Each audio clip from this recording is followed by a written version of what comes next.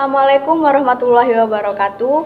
Kami dari kelompok 1 yang beranggotakan saya sendiri, Olvi Martin Yuliani sebagai moderator, yang kedua Risa Amelia Putri Junaidi, yang ketiga Lia Nur Mahmuda, yang keempat Angge Wilia, dan yang kelima Robi Salam. Baik, kami akan mempresentasikan materi kami tentang makhluk hidup dan ekosistem. Materi pertama akan saya sampaikan sendiri, yaitu populasi dan komunitas makhluk hidup. Jadi, populasi ini berasal dari bahasa Latin, yaitu populos, yang artinya rakyat berarti penduduk.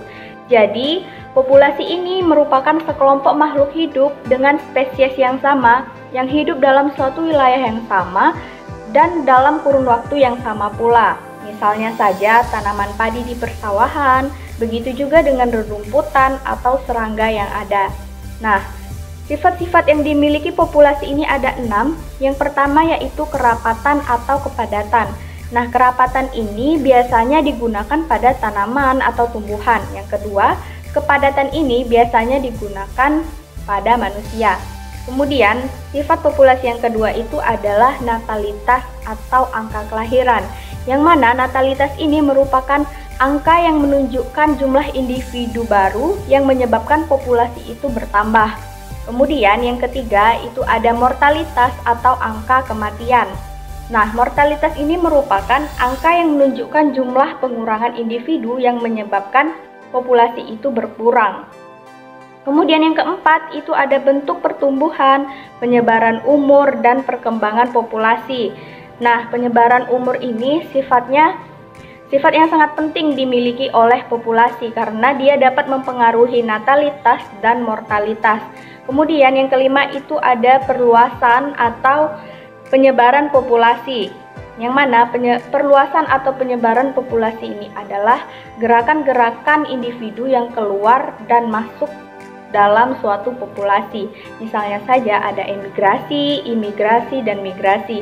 Nah, kalau emigrasi ini berarti dia itu keluar dari populasi yang menyebabkan populasi itu berkurang. Kalau imigrasi itu berarti dia masuk ke dalam populasi di dalam suatu daerah yang menyebabkan populasi di daerah tersebut menjadi bertambah. Kemudian yang ketiga itu ada migrasi. Migrasi ini berarti dia pergi dan datang kembali secara periodik, berarti dia ini tidak menetap. Kemudian yang keenam, yaitu dia ini mempunyai sifat-sifat genetik yang berhubungan secara langsung dengan ekologi, yaitu beradaptasi, keserasian, reproduktif, dan ketahanan. Kemudian itu ada komunitas, yang mana komunitas ini merupakan sekumpulan dari berbagai populasi yang hidup pada suatu waktu dan daerah tertentu yang saling berinteraksi dan mempengaruhi satu sama lain. Dalam tingkatan komunitas, ciri, sifat, dan kemampuannya lebih tinggi dari populasi, misalnya saja dalam hal interaksi. Berarti komunitas ini lebih besar daripada populasi. Kemudian, dalam komunitas bisa terjadi interaksi antar populasi, tidak hanya antar individu spesies saja. Jadi yang harus diperhatikan bila suatu komunitas ini sudah terbentuk, maka populasi-populasi yang ada haruslah hidup secara berdampingan. Jadi mereka ini harus saling berhubungan, harus saling melengkapi seperti halnya kita itu bertetangga. Kemudian dalam biosistem komunitas ini bersosialisasi dengan komponen abiotik membentuk suatu ekosistem. Kemudian komunitas ini memiliki macam-macam. Jadi macam-macam komunitas ini ada dua. Yang pertama komunitas akuatik dan yang kedua komunitas terestrial. Komunitas akuatik ini misalnya yang terdapat di laut, di danau, di sungai, di parit atau di kolam. Ini yang berhubungan dengan air. Kemudian yang kedua itu komunitas terestrial, yaitu kelompok organisme yang terdapat di pekarangan seperti di taman, di hutan, di padang rumput, di padang pasir. Kemudian struktur komunitas. Struktur komunitas ini ada 3. Yang pertama kualitatif, yang kedua kuantitatif, dan yang ketiga sintesis. Kualitatif ini seperti vitalitas yang menggambarkan kapasitas pertumbuhan dan perkembangbiakan organisme. Yang kedua ini kuantitatif, contohnya saja seperti frekuensi, yang mana frekuensi ini adalah nilai yang menyatakan jumlah kehadiran suatu spesies. Jadi kuantitatif ini dapat dihitung. Kemudian yang ketiga itu ada sintesis, yang mana proses perubahan dalam komunikasi yang berlangsung menuju ke satu arah, yang berlangsung secara lambat dan teratur. Nah, dia ini nih suatu komunikasi yang berlangsung kepada suatu arah dan dia ini lambat, tetapi dia teratur dan mempunyai arah tertentu. Cukup sekian yang dapat saya sampaikan, semoga bermanfaat. Saya akhiri, wabillahi taufiq wal hidayah. Wassalamualaikum warahmatullahi wabarakatuh. Materi selanjutnya yaitu mengenai ekosistem alami. Ekosistem alami itu saling berhubungan antara satu dengan lainnya, artinya memiliki hubungan timbal balik. Di sini komponen ekosistem itu terbagi atas dua. Yang pertama, komponen biotik dan komponen abiotik. Komponen biotik adalah komponen yang hidup di muka bumi ini, contohnya manusia, tumbuhan, dan hewan. Sedangkan komponen abiotik adalah komponen yang mati dan tidak hidup. Contoh dari komponen abiotik yaitu batu, tanah, udara, air. Nah, komponen abiotik di sini tidak mengalami pertumbuhan atau perkembangan. Selanjutnya, ekosistem dikatakan hidup apabila memenuhi syarat,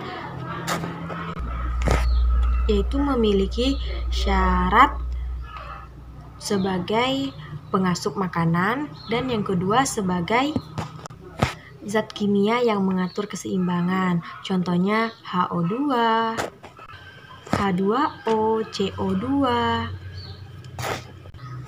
Dan selanjutnya, ekosistem alami itu terbentuk atas dua. Yang pertama, ekosistem air dan ekosistem darat. Ekosistem darat itu terbagi dari beberapa bagian. Yang pertama, hutan hujan tropis, stepa, savana, taiga, tundra, hutan gugur. Sedangkan pada bagian sistem perairan atau sistem di air itu terdiri dari air tawar dan air laut. Contoh dari ciri-ciri air tawar yaitu suhunya tidak mencolok dan penetrasi cahaya yang diperoleh oleh air tawar itu kurang, dikarenakan cenderung pada perairan tawar itu cahaya yang diperoleh hanya sedikit. Sedangkan tumbuhan yang tumbuh di air tawar yaitu seperti ganggang. Sedangkan pada air laut itu terdiri dari 4 bagian. Yang pertama, estuari atau disebut dengan muara. Pada muara ini yaitu bertemunya antara air laut dengan air sungai. Sedangkan ekosistem pantai itu antara bertemunya dengan perairan laut dengan perairan darat. Sedangkan tumbuhan yang tumbuh pada perairan ini seperti ganggang, moluska, dan bagian selanjutnya itu pada bagian tengah. Bagian tengah ini ditumbuhi oleh ganggang, porifera, anema laut, dan remis. Selanjutnya pada perairan ini ada pada perairan laut dalam. Perairan laut dalam ini dihuni oleh beberapa ikan, invertebrata, dan rumput laut. Sekian materi dari ekosistem alami.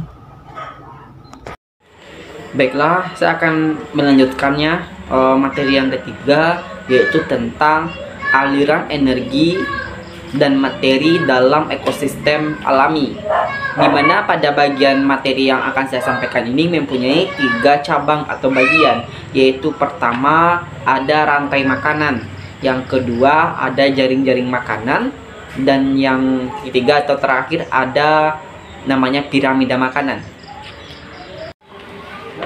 Baiklah, saya akan menyampaikannya pada bagian pertama, yaitu rantai makanan, di mana rantai makanan ini memiliki makhluk hidup yang sangat berurutan, yaitu pertama ada rumput, di mana rumput ini bertindak sebagai produsen. Selanjutnya itu ada belalang, dia sebagai konsumen 1. Ada katak sebagai konsumen 2, dan ular sebagai konsumen 3, dan yang terakhir itu adalah jamur sebagai dekomposer. Baiklah, pada bagian kedua yaitu jaring-jaring makanan, di mana jaring-jaring makanan ini sangat berkaitan dengan rantai makanan, di mana ia tumpang dalam ekosistem dan ia saling berhubungan. Nah, pada bagian ketiga yaitu ada piramida makanan, di mana sesuatu yang menggambarkan perbandingan komposisi, jumlah biomasa, dan energi dari produsen sampai ke konsumen yang puncak, yaitu dalam suatu ekosistem. Baiklah, saya akan menjelaskan materi tentang macam-macam pola kehidupan.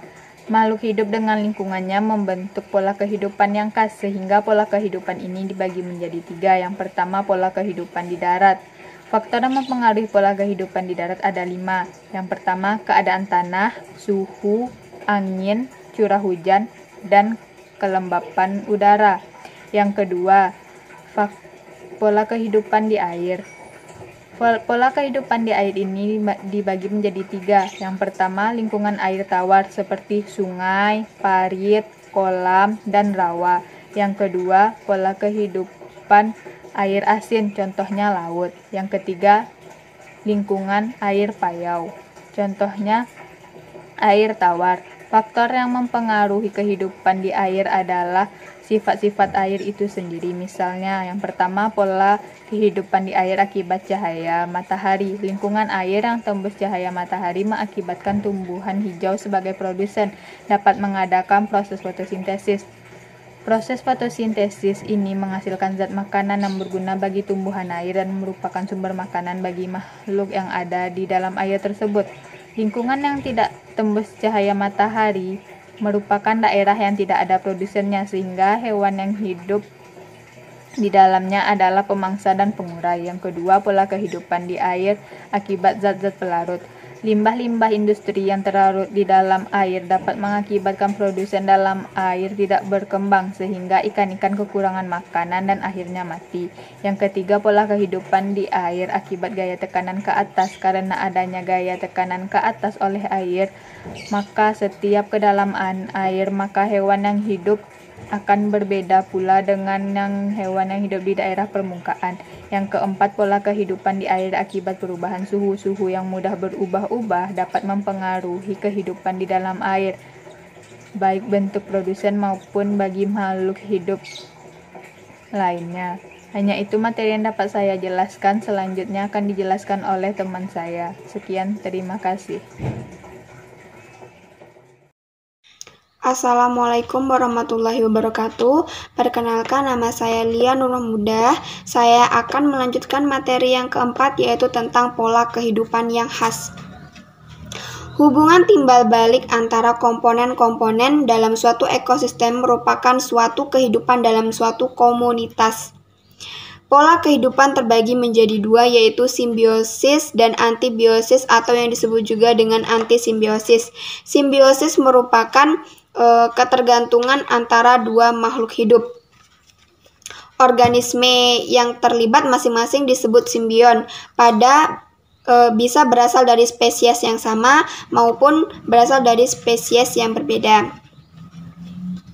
Simbiosis terbagi menjadi 3, yaitu simbiosis mutualisme, simbiosis komensalisme, dan simbiosis parasitisme. Yang pertama yaitu simbiosis mutualisme. Simbiosis mutualisme adalah ketergantungan antara 2 makhluk hidup yang saling menguntungkan kedua belah pihak. Contohnya, pada kupu-kupu dan bunga. Kupu-kupu sangat menguntungkan pada penghisapan sari-sari intisari yang ada dalam putik bunga, dan bunga sangat terbantu karena mempermudahkan untuk proses penyerbukan. Contoh yang kedua yaitu bakteri E. coli yang terdapat pada usus besar pada manusia. Jadi hubungan antara bakteri E. coli dengan manusia. Bakteri E. coli dapat menghambat pertumbuhan bakteri jahat yang ada pada usus besar. dan manusia sangat diuntungkan karena tidak mudah terserang penyakit. Yang kedua yaitu simbiosis komensalisme. Simbiosis komensalisme adalah ketergantungan antara kedua makhluk hidup yang berbeda, yaitu yang pertama yang menguntungkan dan tidak dirugikan. Contohnya yaitu pada anggrek dan pohon mangga. Pohon anggrek yang menempel pada pohon mangga sangat terbantu karena pohon anggrek dapat menyerap sisa-sisa makanan atau zat yang ada dalam kulit pohon mangga, dan pohon anggrek juga mempermudahkan dia untuk mendapatkan sinar matahari untuk melakukan proses fotosintesis dengan baik. Sedangkan pohon anggrek tidak merasa terganggu atas kehadiran bunga anggrek tersebut. Yang kedua yaitu contohnya ikan remora dan ikan hiu. Ikan remora selalu berlindung pada sisi ikan hiu karena keuntungan bagi ikan remora yaitu dia bisa menghindari mangsa dari predator-predator lain, dan ikan remora juga mendapat makanan dari sisi ikan hiu, sedangkan ikan hiu tidak merasa terganggu adanya ikan remora. Contoh yang selanjutnya yaitu sapi dengan cacing hati. Setelah itu yang ketiga yaitu simbiosis parasitisme. Simbiosis parasitisme adalah ketergantungan dua makhluk hidup, yang satu menguntungkan dan yang satu merugikan. Contohnya yaitu nyamuk dengan manusia. Nyamuk menghisap darah manusia sangat menguntungkan bagi dirinya, yaitu selain dia mendapatkan makanan, dia juga dapat berkembang biak. Sedangkan manusia sangat dirugikan karena akibat gigitan dari nyamuk tersebut, manusia mudah terserang penyakit, diantaranya demam berdarah dan malaria. Selanjutnya antibiosis. Antibiosis merupakan persekutuan hidup antara dua jenis makhluk hidup, yang satu menghambat kehidupan makhluk hidup lainnya. Contohnya penicillium dan jamur. Penicillium dapat menghasilkan penisilin yang dapat menghambat perkembangan bakteri-bakteri jahat, atau juga biasanya digunakan sebagai antibiotik. Cukup sekian, saya kembalikan kepada moderator.